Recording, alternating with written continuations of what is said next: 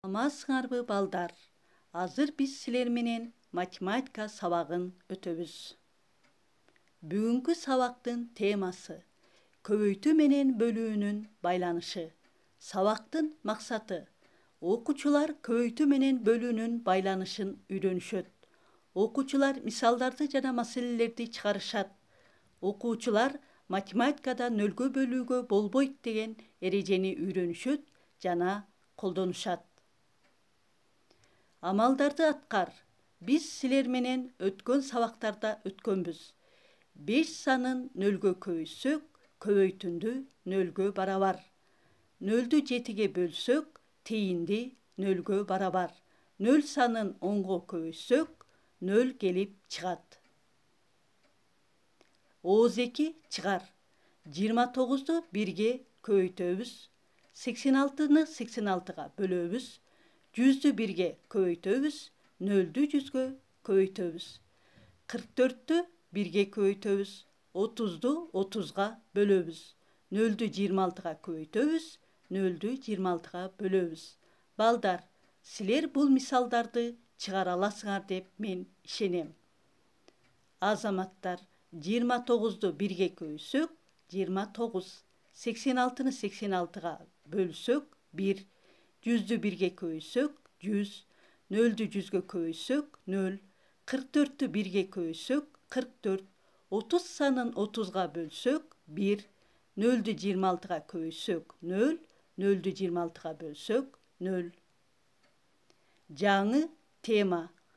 6 санын 4 санына көбөйтсөк, көбөйтүндү 24. 24-тү 6-га бөлсөк, тейинди 4-кө барабар. 24-тү 4-кө бөлсөк, тейинди 6-га барабар.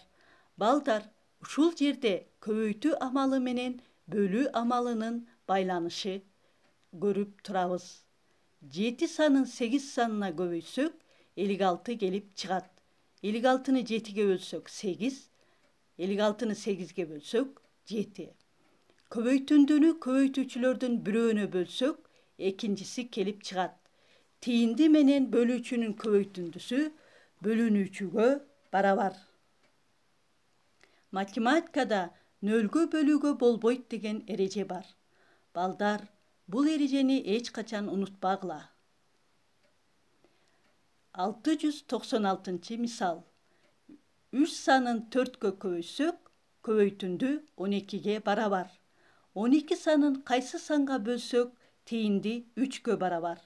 12 санын кайсы санга бөлсөк, тейинди 4-кө барабар.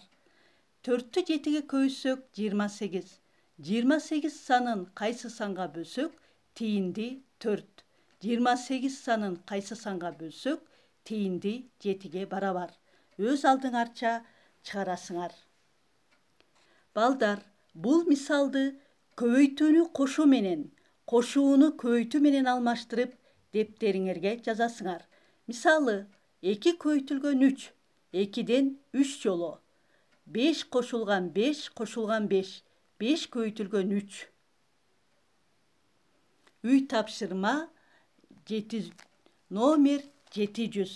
Ар бирине бөлүүгө карата 2ден амал жазып чыгарасыңар. Б учурунда амалдарды аткарасыңар.